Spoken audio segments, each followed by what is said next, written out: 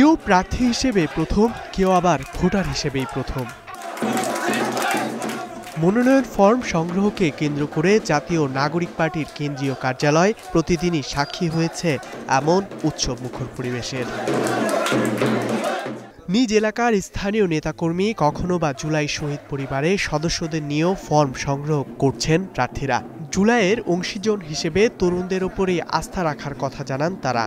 এনসিপির প্রতি প্রত্যাশা যে নতুন বাংলাদেশ বিনির্মাণে এনসিপির অগ্রণী ভূমিকা রাখতে হবে এবং এই নতুন প্রজন্মকে বাংলাদেশ রিফর্মে এগিয়ে আসতে হবে। কিছু রাজনৈতিক দল অন্তর্কন্দল থেকে শুরু করে পুরো দেশে আসলে একটি অরাজকতার পূর্ণ পরিস্থিতি সৃষ্টি করছে, সেখান থেকে তারা বের হয়ে এসে পুরো দেশবাসীকে একটি সুন্দর ইলেকশন তারা উপহার দেবেন, এটা আমি আশা করি। অভ্যুত্থান পরবর্তী বাংলাদেশের জনপ্রতিনিধি হতে প্রার্থীদের মধ্যে রয়েছে ব্যাপক উদ্দীপনা। জোট নিয়ে এনসিপির দলীয় সিদ্ধান্ত এখনো চূড়ান্ত নয়, তবে বেশিরভাগ প্রার্থী বলছেন তাদের ইচ্ছে এককভাবে নির্বাচনে লড়ুক তাদের দল। তৃণমূলের নেতা কর্মীরা অবশ্যই চাই যে এটা আমরা স্বতন্ত্রভাবে নির্বাচন করবো, কারণ এনসিপি একটা বাংলাদেশের বড় রাজনৈতিক দল। তৃণমূলের নেতৃকর্মী থেকে শুরু করে আমাদের কেন্দ্রীয় কমিটির অধিকাংশ প্রায় চাচ্ছে যে আমরা আসলে স্বতন্ত্রভাবে নিজেদের প্রতীকে আমরা নির্বাচন করি এবং তার মধ্য দিয়ে আমরা আমাদের দলীয় স্ট্রেংথটা একটু বোঝার চেষ্টা করি। যারা রাজপথে জীবন দিয়েছে, রক্ত দিয়েছে, রাজপথ গরম করেছে, স্বৈরাচারী ফ্যাসিস্ট রাষ্ট্রদ্রোহী খুনি হাসিনাকে তারা দেশ থেকে প্রতারিত করছে, দেশ থেকে বিতাড়িত করেছে, যার রায় হয়ে গেছে এই দেশে, তার রক্তের উপরে তৈরি করা এই এনসিপি কখনো জোটে যেতে পারে না। এনসিপি একটা নতুন ধারা রাজনীতি যুক্ত থাকতে চায়, যেখানে কোনো চাঁদাবাজ, সন্ত্রাস, মাদক ব্যবসায়ী এবং খুনিদের কোনো আশ্রয় হবে না। এখানে সাধারণ জনগণের কথা আমরা তুলে ধরতে পারবো। বেশিরভাগ নেতাকর্মীর চেয়ে বড় কথা হচ্ছে জনগণ যেটা চাচ্ছে সেটা হচ্ছে একটি ইসলামী জোট এবং একটি হলো প্রথম বন্দোবস্ত জোটের বাইরে একটা নতুন তরুণদের একটা জোট তৈরি হোক। আমাদের এখানে ম্যাক্সিমাম যারা নেতাকর্মী এবং জনগণের যেটা চাওয়া সেটা হচ্ছে আমরা যেন 300 আসনে নিজস্ব সক্ষমতাতে আমরা আমাদের প্রার্থীগুলো দিই। দলটির তৃণমূলের নেতাকর্মী, সমর্থক ও জুলাই যোদ্ধাদের পরিবার বলছে জোটে গেলে নিজস্বতা হারানোর শঙ্কা রয়েছে এনসিপির। আমি মনে করি এটা যদি এককভাবে নির্বাচন করে মানুষের আসলে একটা আশা আকাঙ্ক্ষা তৈরি হয়েছে এনসিপিকে নিয়ে। সো একদম ফ্রেশ কিছু নিজে একা নির্বাচন করে এটা হয়তো বা নির্বাচন আসন সংখ্যার দিক থেকে একটু কম হতে পারে, বাট এনসিপির রাজনীতি আরও শক্তিশালী হবে বলে আমি মনে করি। অন্য কোনো দলের সাথে জোট হলে তারা এনসিপির যেটা বৃহত্তম স্বার্থ দেশব্যাপী এটা আরও ক্ষুণ্ণ হবে। এনসিপিকে ইন্ডিভিজুয়াল একদম আলাদাভাবে দেখতে চাই। 300 আসনেই তারা নির্বাচন করবে, তারা কোনো জোটে যাবে না, কারণ তারা জোটে যাওয়ার মতো মানে কি বলবো, যোগ্যতা যেটাকে বলতে চাই যে তারা সত্যিকার অর্থে জুলাই আন্দোলনটা থেকে তারাই আসলে ধারণ করেন। আমরা তো বিএনপিকে দেখেছি, আওয়ামী লীগকে দেখেছি, জামাতকেও কিছুটা হলেও দেখেছি, কিন্তু এনসিপিকে তো আমরা নতুন বাংলাদেশের জন্য তাদেরকে চাই। তবে ভিন্ন মতও আছে।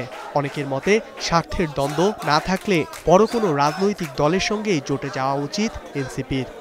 আমি চাই যে সকল পার্টির সাথে যদি একত্রিত হয় ভালো, বাট যদি সব পার্টি একসাথে না আসে তো সেক্ষেত্রে আমার মতামত এনসিপি একলা চলরে নীতিতে থাকা ভালো। অন্যান্য দল বলতে আমি প্রধান বড় দলকে বুঝি বিএনপি।